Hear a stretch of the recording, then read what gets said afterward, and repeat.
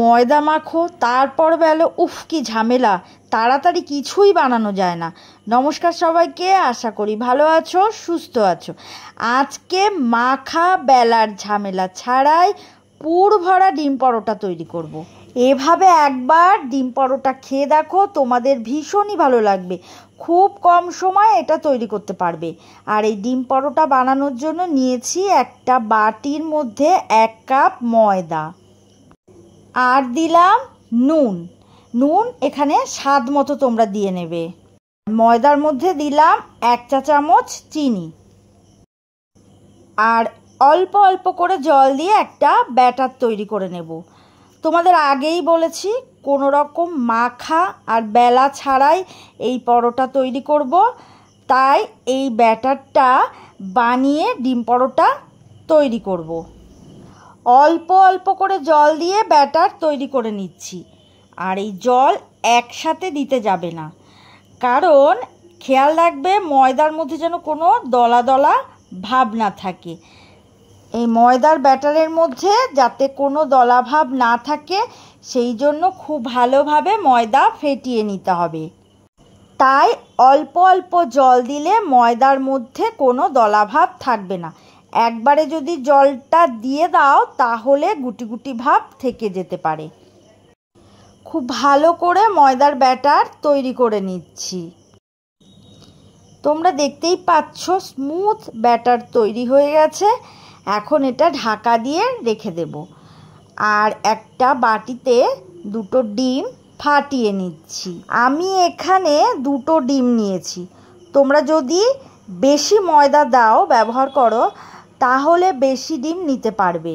তবে যেভাবে আমি পরোটাটা তৈরি করব তাতে খুব বেশি ডিম লাগবে না। এই 2টো ডিমেই 7-8টা পরোটা তৈরি হবে। এই ডিমের মধ্যে স্বাদ মতো নুন দিচ্ছি, আর দিলাম পেঁয়াজ কুচি আর লঙ্কা কুচি।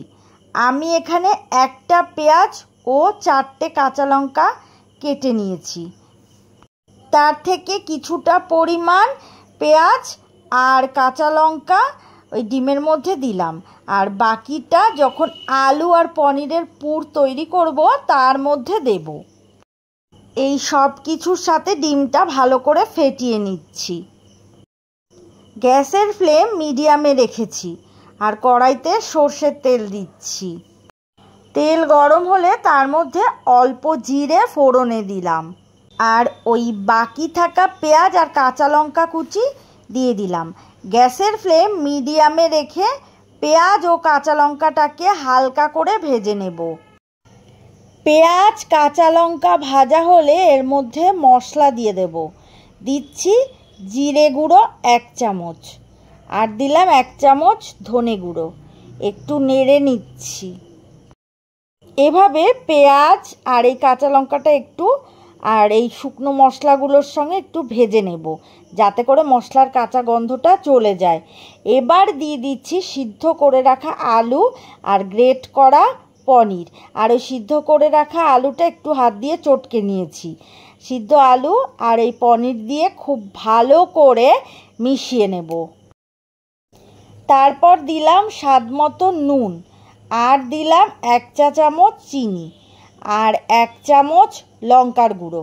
এই সব কিছু খুব ভালো করে মিশিয়ে নিচ্ছি। ব্যাস, তাহলেই এই আলু ও পনিরের পুর রেডি। এবার গ্যাসে একটা তাওয়া বসিয়েছি, আর তাতে সাদা তেল দিলাম। তেলটা একটু খুন্তি দিয়ে ছড়িয়ে দিচ্ছি, আর দিচ্ছি এখানে 2 হাতা ব্যাটার দিয়েছি, আর একটু ঘুরিয়ে দিচ্ছি যাতে একটু পাতলা হয়, খুব বেশি মোটা করতে যাবে না। এবার এটাকে একটু কিছুক্ষণ হতে দেব যাতে করে উপরটা শুকনো হয়ে যায়। তারপর 2 চামচ ফ্যাটানো ডিম দিয়ে দিচ্ছি। এই ডিমটা দিয়ে পুরোটা একটু ছড়িয়ে দিচ্ছি এই পরোটার ওপরে। তারপর অল্প একটু সাদা তেল দিলাম। তারপর পরোটা উল্টে নিচ্ছি। আর মাঝখানে যদি একটু তেল দিতে চাও তাহলে একটু দিতে পারো। আর তারপরে আবারও এই ফ্যাটানো ডিম দিয়ে দিলাম 2 চামচ, আর চামচ দিয়ে একটু ঘুরিয়ে দিচ্ছি।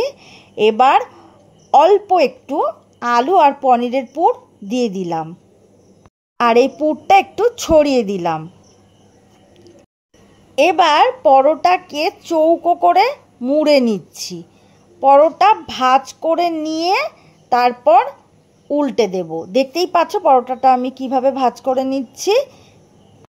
আর একদিকটা একটু ভালো করে ভাজা হলে অপর পিঠ উল্টে আর একটু ভেজে নেব।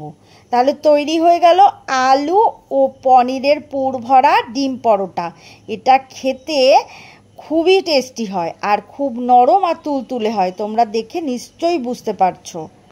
আজ এই পর্যন্তই, আবারও নতুন রেসিপি নিয়ে চলে আসব।